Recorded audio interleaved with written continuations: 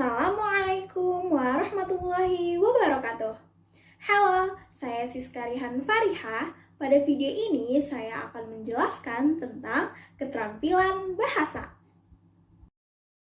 Pembahasan keterampilan bahasa akan membahas keterampilan menyimak, keterampilan berbicara, keterampilan membaca, dan keterampilan menulis.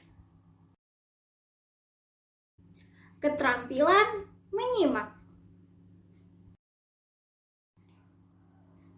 Pengertian menyimak. Menyimak adalah suatu proses kegiatan mendengarkan lambang-lambang lisan dengan penuh perhatian, pemahaman, apresiasi, serta interpretasi untuk memperoleh informasi, menangkap isi atau pesan, serta memahami makna komunikasi yang telah disampaikan oleh pembicara melalui ujaran atau bahasa lisan. Lalu ada tahap-tahap menyimak. Yang pertama, tahap mendengar. Kedua, tahap memahami. Yang ketiga, tahap menginterpretasi. Yang keempat, tahap mengevaluasi. Yang kelima, tahap menanggapi. Serta ada proses menyimak. Yang pertama, persepsi. Kedua, segmentasi. Ketiga, pemanfaatan. Cara penyimakan. Berdasarkan cara penyimakannya, menyimak dibagi menjadi dua jenis, yaitu menyimak intensif dan menyimak ekstensif. Menyimak intensif adalah kegiatan menyimak dengan penuh perhatian, ketentuan, dan ketelitian, sehingga penyimak memahami secara mendalam. Sedangkan menyimak ekstensif adalah proses menyimak yang dilakukan dalam kehidupan sehari-hari, seperti menyimak radio, televisi, percakapan orang, pengumuman, dan sebagainya. Tujuan menyimak. Menyimak untuk belajar, yaitu untuk memperoleh pengetahuan dari ujaran pembicara. Lalu ada menyimak untuk menikmati keindahan audial, yaitu menyimak dengan menekankan pada penikmatan terhadap sesuatu dari materi yang diujarkan atau yang diperdengarkan. Lalu ada menyimak untuk mengevaluasi. Menyimak dengan maksud agar dia dapat menilai apa yang dia simak, baik buruk, indah jelek, dan lain-lain. Lalu ada menyimak untuk mengapresiasi materi simakan. Orang menyimak agar dapat menikmati atau menghargai apa yang disimaknya. Lalu ada menyimak untuk mengkomunikasikan ide-idenya sendiri. Orang yang menyimak dengan maksud agar dapat mengkomunikasikan ide-ide, gagasan maupun perasaannya kepada orang lain dengan lancar dan tepat. Lalu ada menyimak untuk membedakan bunyi-bunyi dengan tepat, yaitu menyimak dengan maksud dan tujuan agar si penyimak dapat membedakan bunyi-bunyi dengan tepat, mana bunyi yang membedakan arti dan mana bunyi yang tidak membedakan arti. Lalu ada menyimak untuk memecahkan masalah secara kreatif dan analisis. Sebab dari sang pembicara dia mungkin memperoleh banyak masukan berharga. Lalu ada menyimak untuk meyakinkan dirinya terhadap suatu masalah atau pendapat selama ini yang diragukannya. Atau dengan kata lain, menyimak secara persuasif. Ragam menyimak. Berdasarkan tujuan menyimak, ada 6 macam ragam menyimak, yaitu menyimak sederhana, terjadi dalam percakapan dengan teman atau percakapan melalui telepon. Lalu ada menyimak diskriminatif, yaitu menyimak untuk membedakan suara atau perubahan suara. Lalu menyimak santai, yaitu menyimak untuk tujuan kesenangan. Lalu ada menyimak informatif, menyimak untuk mencari informasi. Lalu menyimak literatur, menyimak untuk mengorganisasikan gagasan. Lalu ada menyimak kritis, menyimak untuk menganalisis tujuan pembicara. Suasana menyimak ada dua, yaitu defensif dan suportif. Defensif itu bersifat evaluatif, strategis, superior, mengawasi, netral, dan pasti. Sedangkan suportif itu komunikasi yang bersifat mendukung, bersifat deskripsi, orientasi, spontanitas, dan empati, serta profesionalisme. Lalu ada kendala menyimak. Yang pertama, faktor pembawa cerita, kedua, faktor cerita, ketiga, situasi belajar, yang keempat, penyimak. Perilaku menyimak. Yang pertama, menyimak faktual, kedua, menyimak empatik. Nah, lalu ada juga faktor yang mempengaruhi menyimak. Nah, yaitu kondisi fisik. Kondisi fisik seseorang penyimak merupakan faktor penting yang turut menentukan keefektifan serta kualitas dalam menyimak. Lalu ada faktor psikologis. Faktor psikologis juga mempengaruhi proses menyimak. Faktor psikologis yang positif memberi pengaruh yang baik, sedangkan faktor psikologis yang negatif memberi pengaruh yang buruk terhadap kegiatan menyimak. Lalu ada juga faktor pengalaman. Nah, pengalaman yang kurang atau tidak ada sama sekali pengalaman dalam menyimak akan berakibat pada kurangnya minat dalam menyimak. Lalu ada faktor sikap.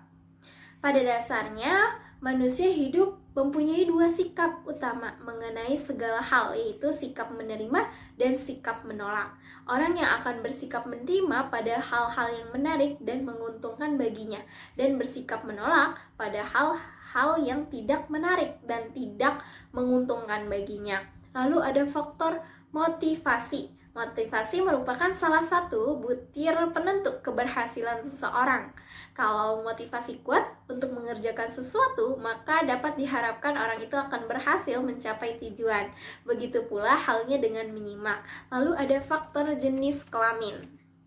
Beberapa penelitian dan pakar menarik kesimpulan bahwa pria dan wanita pada umumnya mempunyai perhatian yang berbeda. Cara mereka memusatkan perhatian pada sesuatu pun berbeda pula.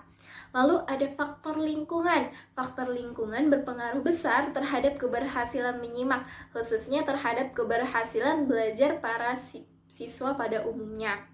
Lalu faktor lingkungan berupa lingkungan fisik menyangkut pengaturan dan penataan ruang kelas serta saran dalam pembelajaran. Menyimak lingkungan sosial mencakup suasana yang mendorong anak-anak untuk mengalami, mengekspresikan serta mengevaluasi ide-ide. Lalu ada peranan masyarakat. Kemampuan menyimak dapat juga dipengaruhi oleh peranan kita dalam masyarakat. Peranan dalam masyarakat menjadi faktor penting bagi peningkatan kegiatan menyimak. Aneka situasi pelibat menyimak. Situasi pelibat menyimak adalah keadaan di dalam suatu kegiatan atau keterampilan menyimak yang melibatkan pembicara serta penyimak. Dalam keterampilan menyimak ini ada beberapa aneka situasi pelibat menyimak, diantaranya menyimak dalam kehidupan dan kurikulum. Lalu ada petunjuk, keterangan, dan pengumuman. Lalu ada percakapan dan diskusi, serta laporan.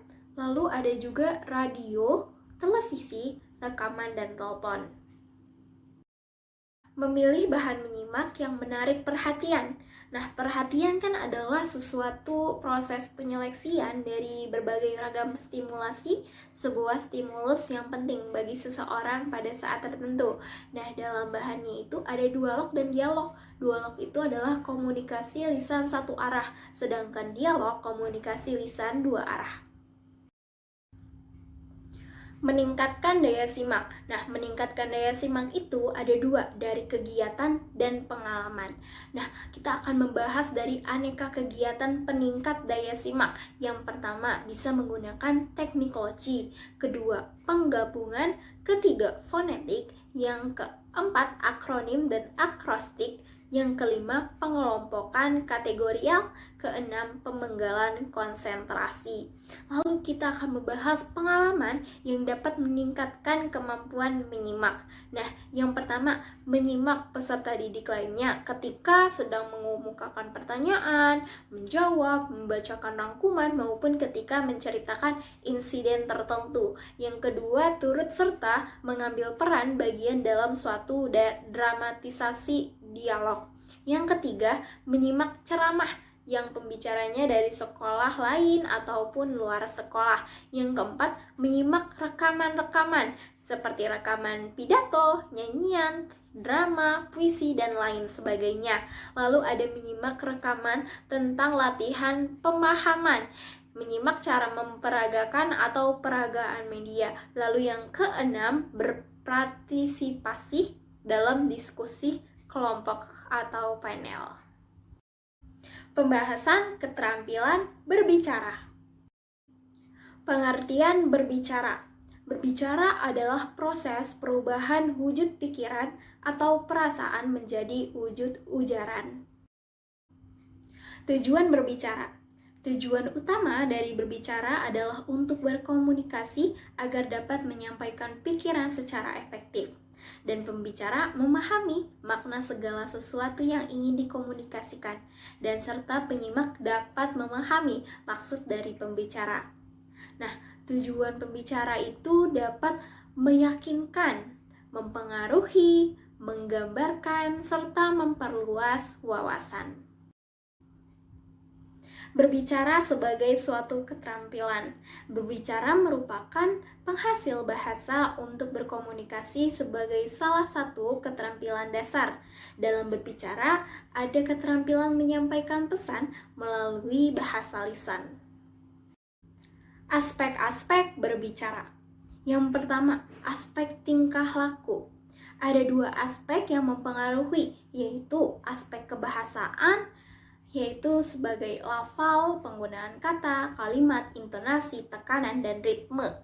Dan aspek kalimat, penalaran, sikap berbicara, kelancaran, gerak mimik, dan kenyaringan suara.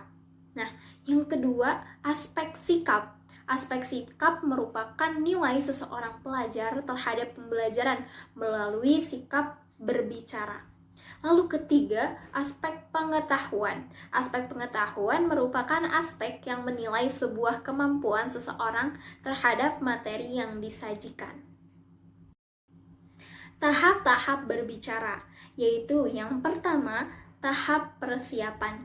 Yang harus dipersiapkan, yaitu menentukan topik, menentukan tujuan, mengumpulkan referensi, menyusun kerangka, dan berlatih.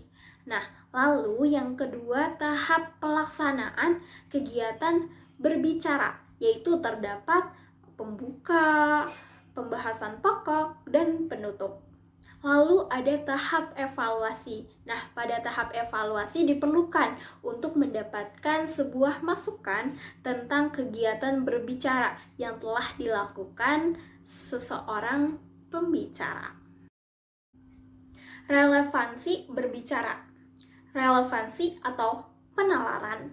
Gagasan demi gagasan haruslah berhubungan dengan logis. Proses berpikir untuk sampai pada suatu kesimpulan haruslah logis. Hal ini berarti hubungan bagian-bagian dalam kalimat, hubungan kalimat dengan kalimat harus logis dan berhubungan dengan pokok pembicaraan. Kalau dalam pidato, seorang pembicara dapat memperhatikan relevansi atau penalaran dalam proses pembicaranya, maka akan diperoleh pembicaraan yang efektif. Kita akan membahas berbicara dengan keterampilan lainnya. Hubungan berbicara dengan menyimak. Kemampuan menyimak berkaitan erat dengan kemampuan berbicara. Nah, menyimak dan berbicara merupakan kegiatan komunikasi dua arah yang langsung merupakan komunikasi tatap muka. Hubungan berbicara dengan membaca. Keterhubungan antara berbicara dan membaca adalah peningkatan kemampuan berbicara orang dewasa melalui proses membaca. Hubungan berbicara dengan menulis. Kegiatan membaca dan menulis merupakan kegiatan yang bersifat produktif dan ekspresif, mengungkapkan ide, gagasan, serta perasaan kepada orang lain. Nah, keterampilan berbicara dan menulis digunakan untuk menyampaikan informasi, di mana dibutuhkan kemampuan dalam menyandikan simbol-simbol lisan dalam berbicara ataupun simbol tertulis dalam tulisan. Aktivitas berbicara. Berbicara ada dua lingkup jika berdasarkan situasinya, yaitu lingkup resmi dan tidak resmi. Lingkup resmi adalah lingkup dinas yang memiliki kelayakan dan formalitas tertentu. Dalam lingkup ini ada aturan-aturan tertentu yang relatif lebih ketat. Misalnya, pada pakaian, situasi, tema, kosakata, dan gaya berbicara yang dikemas dalam lingkup resmi. Nah, situasi resmi dapat dikelompokkan ke dalam klasifikasi informatif seperti kuliah, ceramah tentang perjalanan, laporan, instruksi, pemberian suatu pandangan, pengangkatan, dan pidato. Lalu ada lingkup tidak resmi, adalah lingkup di mana kegiatan berbicara lebih banyak kelonggarannya, situasinya juga lebih familiar, bahasanya bebas, pakaiannya tidak diatur, demikian pula format dan gaya pembicaraannya. Situasi tidak resmi berupa situasi yang mengandung unsur hiburan seperti anekdot, lelucon atau lawakan, arisan, perkumpulan keluarga, dan acara ulang tahun. Faktor yang mempengaruhi pembicara ada dua, yaitu faktor internal dan faktor eksternal. Faktor internal itu terbagi lagi menjadi dua, yaitu faktor fisik dan non-fisik. Nah, faktor fisiknya itu merupakan kesempurnaan organ-organ tubuh yang digunakan dalam berbicara, meliputi pita suara, gigi, lidah, dan bibir. Sedangkan dari faktor non-fisiknya itu meliputi kepribadian karisma, karakter, talenta, tingkat intelijensi, serta kreativitas. Nah, selanjutnya kita ke faktor eksternalnya. Nah, dari faktor eksternal ini mencakupi persiapan fisik untuk berbicara, kesiapan mental untuk berbicara, model yang baik untuk ditiru, kesempatan untuk berpraktik, dan motivasi serta bimbingan. Langkah-langkah dalam berbicara yaitu menentukan tema, materi, dan draft. Nah, persiapan sebelum berbicara yang utama adalah memilih topik pembicaraan sesuai dengan minat pembicaraan, kemampuan berbicara, minat pendengar, dan waktu. Topik dalam pembicaraan juga sesuai dengan pemahaman pendengar, sesuai dengan latar belakang dan situasi pendengar agar topik pembicaraan dapat diterima pendengar dengan baik. Setelah memilih topik, kemudian menyusun kerangka pembicaraan sesuai topik secara runtut agar lebih mudah diterima pendengar. Keterampilan berbicara retorika. Retorika berarti kesenian untuk berbicara dengan baik. Berbicara retorika adalah pengetahuan seni berbicara untuk mempengaruhi orang lain melalui pembicaraan atau bahasa lisan. Kajian berbicara retorika menekankan pada kemampuan seseorang untuk menyampaikan gagasan tanpa adanya jawaban dari komunikan. Komunikan dapat menerima atau menolak apa yang disampaikan komunikator, hanya berjalan satu arah saja tanpa adanya timbal balik dari komunikan. Jadi berbicara retorika merupakan ilmu tentang seni berbicara secara monolog, di mana hanya seorang yang berbicara dan lainnya sebagai audiens saja. Bentuk-bentuk yang tergolong dalam retorika monologika adalah pidato, seminar, ceramah, bercerita, dan deklamasi. Keterampilan berbicara aksentuasi. Aksentuasi merupakan pemberian tekanan suara pada kata atau suku kata yang dianggap penting. Tujuannya agar pendengar memperhatikan beberapa kata tertentu. Kemudian prinsip aksentuasi pada dasarnya seperti memberikan tanda tebal, miring, atau garis bawah dalam sebuah penulisan. Aksentuasi berkaitan dengan ekspresi yang menerjemahkan emosi yang dikeluarkan oleh pembicara, sehingga memerlukan perasaan yang tepat. Keterampilan membaca. Pengertian membaca. Menurut Kamus Bahasa Indonesia, membaca adalah melihat serta memahami isi dari apa yang tertulis dengan melisankan atau hanya di hati. Sedangkan secara sederhana pengertian membaca adalah mengenali huruf-huruf dan kumpulan huruf yang memiliki arti tertentu yang mengekspresikan ide secara tertulis atau tercetak. Nah, jadi membaca merupakan suatu aktivitas kompleks yang merupakan penggabungan proses visual dan proses berpikir untuk memperoleh informasi atau pesan yang terkandung dalam isi bacaan. Tujuan membaca. Tujuan membaca yaitu pertama, untuk kesenangan, kedua, menyempurnakan membaca nyaring, ketiga, menggunakan strategi tertentu, keempat, memperbaharui pengetahuannya tentang suatu topik, kelima, mengaitkan informasi baru dengan informasi yang telah diketahuinya, keenam, memperoleh informasi untuk laporan lisan atau tertulis, ketujuh, mengkonfirmasikan atau menolak prediksi, yang kedelapan, menampilkan suatu eksperimen atau mengaplikasikan informasi yang diperoleh dari suatu teks dalam beberapa cara lain dan mempelajari tentang struktur teks. Lalu ada yang kesembilan, menjawab pertanyaan yang spesifik. Membaca sebagai suatu keterampilan. Keterampilan membaca adalah suatu kegiatan yang dilakukan seseorang untuk memperoleh pesan atau informasi yang disampaikan penulis melalui media bahasa tulis. Membaca juga merupakan proses mengembangkan keterampilan. Nilai dari keterampilan memahami kata-kata, kalimat-kalimat, paragraf-paragraf dalam bacaan sampai dengan memahami secara kritis dan evaluatif keseluruhan isi bacaan. Mengembangkan keterampilan membaca. Dalam mengembangkan keterampilan, membutuhkan berbagai aspek pendukung yang dapat menunjang proses menuju keberhasilannya, terutama dalam mengembangkan keterampilan membaca. Membaca merupakan suatu keterampilan kompleks dan membutuhkan ketekunan untuk menguasainya. Tahap-tahap mengembangkan keterampilan membaca. Yang pertama itu pada tahap sebelumnya melakukan kegiatan membaca.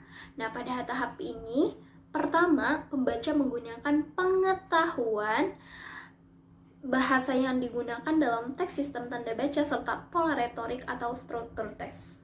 Yang kedua, pembaca sudah memiliki bekal untuk membaca, pengalaman membaca sebelumnya, penyajian teks, tujuan membaca, dan sasaran atau fokus untuk membaca. Selanjutnya kita beralih kepada tahap kegiatan membaca dalam proses membaca, yaitu pembaca melakukan kegiatan skimming.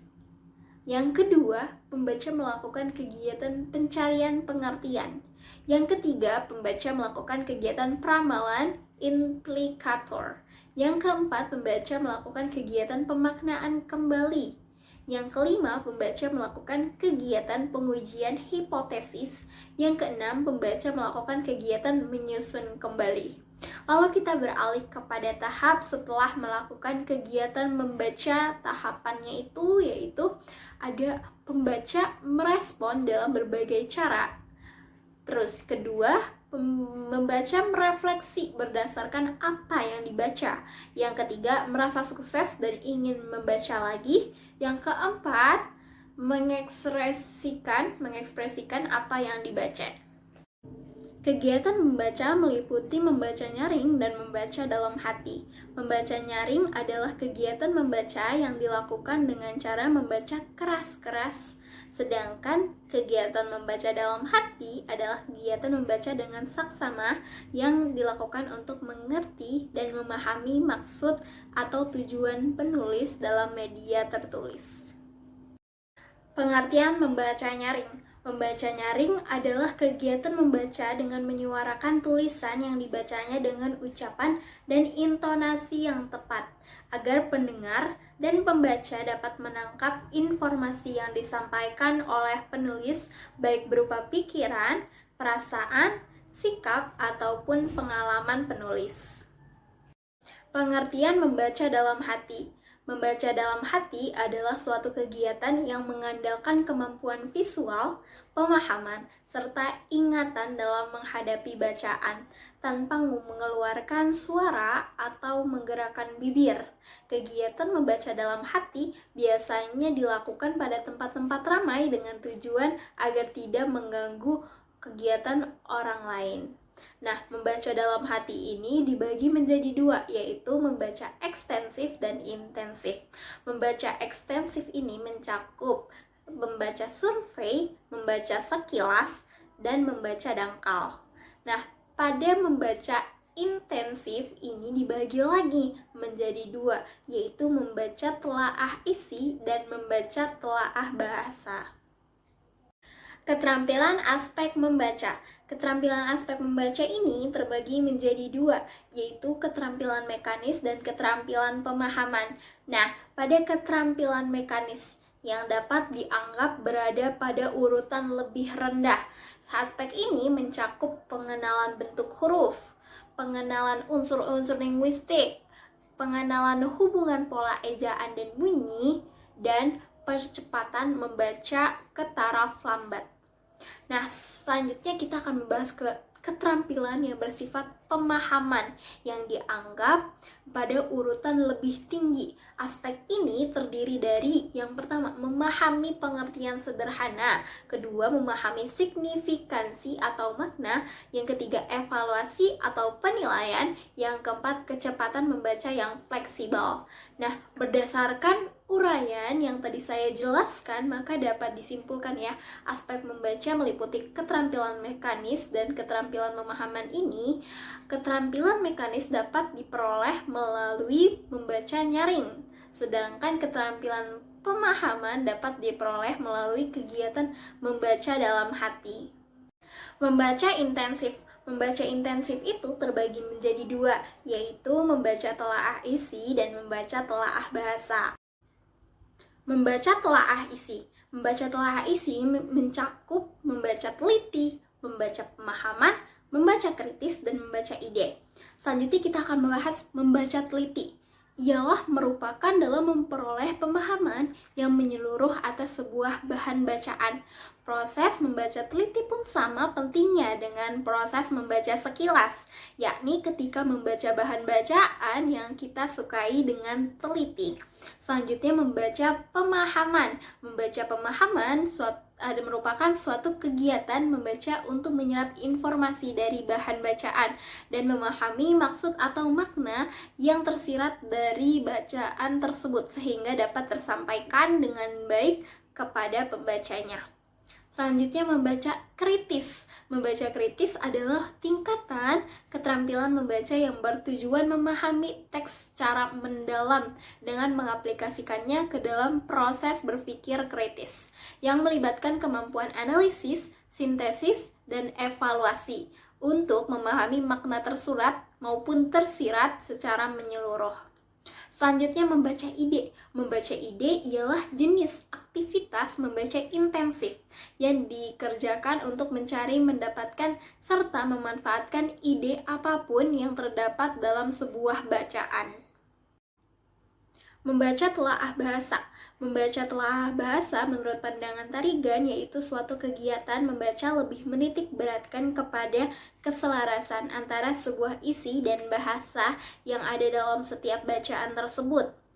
Nah, membaca telaah bahasa ini mencakup membaca bahasa dan membaca sastra. Membaca bahasa merupakan kegiatan membaca yang ditunjukkan untuk menambahkan daya kata serta untuk meningkatkan kemampuan berbahasa pada setiap individu. Membaca bahasa bertujuan untuk mengembangkan daya kata dan meningkatkan kemampuan berbahasa. Yang kedua, membaca sastra. Membaca sastra dapat dikatakan dengan membaca suatu bacaan yang memiliki nilai estetis di dalamnya, atau dalam kata lain, tulisan tersebut memiliki makna yang indah, agar pembaca dapat menghayati, menikmati, serta mengapresiasikan keindahan tulisan sastra. Hendaknya mereka perlu memahami terlebih dahulu apa isi serta konteks tulisan sastra tersebut. Semakin mereka mengenal serta memahami bagaimana seluk-beluk bahasa seperti gaya bahasa, petunjuk, dan makna konteks, maka dengan demikian akan semakin mudah bagi mereka untuk menikmati serta menghayati keindahan dari suatu karya sastra. Keterampilan menulis.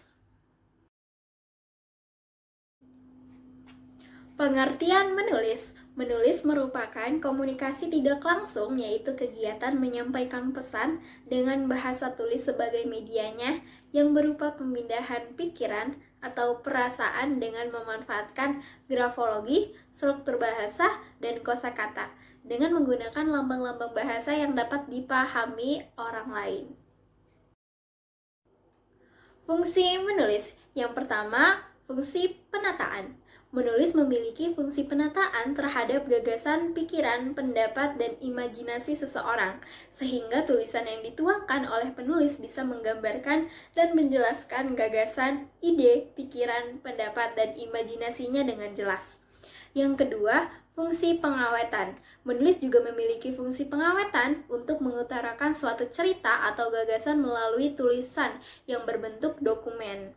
Dokumen berisi tulisan inilah yang sangat berharga karena bisa menceritakan suatu peristiwa yang sudah lampau, memberikan informasi hingga hiburan. Yang ketiga, fungsi penciptaan. Menulis memiliki fungsi penciptaan karena penulis telah menggambarkan atau menciptakan suatu peristiwa nyata maupun fiktif melalui tulisan, sehingga bisa dikatakan karangan sastra memiliki fungsi penciptaan. Lalu yang keempat, fungsi penyampaian. Gagasan, pikiran, pengalaman, dan imajinasi yang dituangkan dalam sebuah tulisan menunjukkan bahwa menulis fungsi penyampaian. Karena melalui tulisan itulah penulis menyampaikan informasi, pengetahuan, dan pesan kepada pembacanya. Tujuan menulis, yaitu yang pertama, tujuan penugasan.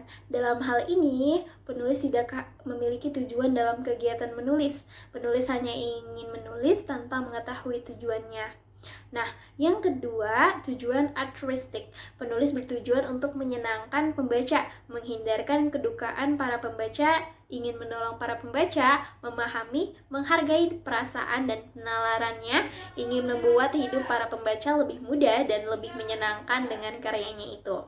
Yang ketiga, tujuan persuasif. Penulis bertujuan mempengaruhi pembaca agar para pembaca yakin dengan kebenaran gagasan yang dituangkan oleh penulis. Yang keempat, tujuan informasi. Penulis menuangkan ide gagasan dengan tujuan memberikan informasi atau keterangan kepada pembaca. Di sini penulis berusaha menyampaikan informasi agar pembaca menjadi tahu mengenai apa yang diinformasikan oleh penulis. Lalu yang kelima, tujuan pernyataan diri. Penulis berusaha untuk memperkenalkan atau menyatakan dirinya sendiri kepada para pembaca. Melalui tulisannya, pembaca dapat memahami penulis bacaan tersebut. Lalu ada yang keenam, tujuan kreatif. Penulis bertujuan agar para pembaca dapat memiliki nilai-nilai artistik atau nilai-nilai kesenian dengan membaca tulisan penulis. Lalu yang ketujuh, tujuan pemecahan masalah. Penulis berusaha memecahkan suatu masalah yang dihadapi. Dengan tulisannya, penulis berusaha memberi kejelasan kepada para pembaca tentang bagaimana cara pemecahan suatu masalah. Ragam tulisan. Ragam bahasa tulisan adalah bahasa yang digunakan penutur secara tidak langsung terhadap lawan bicara dengan menggunakan tulisan. Misalnya, surat, buku, majalah, teks pidato, dan lain-lain. Klasifikasi mengenai tulisan menurut Brooks dan Warren, yang pertama eksposisi, kedua persuasi, ketiga argumen, keempat deskripsi. Tulisan bernada akrab. Tulisan yang memiliki nada akrab biasanya ditulis dengan bahasa yang informal.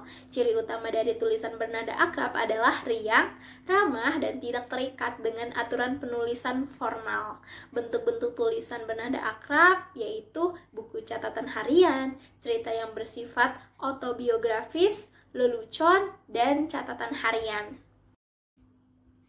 Tulisan bernada penerangan adalah mengajak para pembaca bersama-sama menikmati, merasakan, memahami dengan sebaik-baiknya dengan beberapa objek, adegan, orang, atau suasana hati yang telah dialami sang penulis. Ciri tulisan bernada penerangan biasanya nada tulisan yang bersifat informatif, bernada biasanya memberi penerangan kepada orang lain, dan nada informasi ini biasanya menghasilkan tulisan yang bersifat melukiskan atau memberikan bila diabadikan di atas kertas. Nah, ditinjau dari segi bentuknya, tulisan bernada penerangan ini dibagi dua, yakni pemberian aktu faktual dan pemberian pribadi.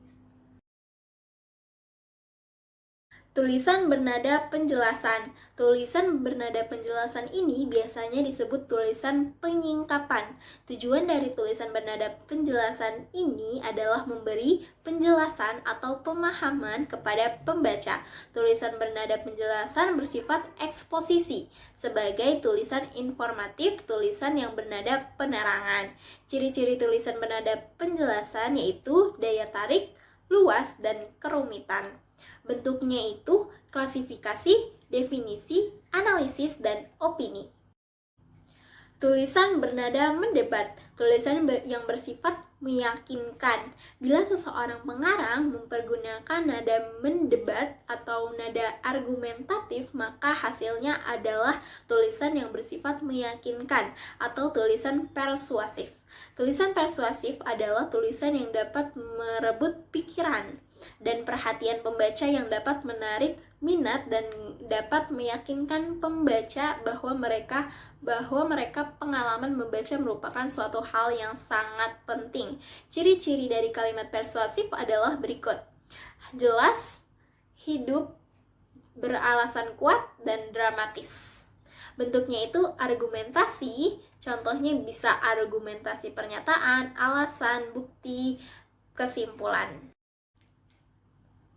Tulisan bernada mengkritik. Tulisan yang bernada mengkritik menghasilkan tulisan mengenai sastra mengkritik, tidak boleh dipahami sebagai suatu interpretasi yang negatif atau mencela.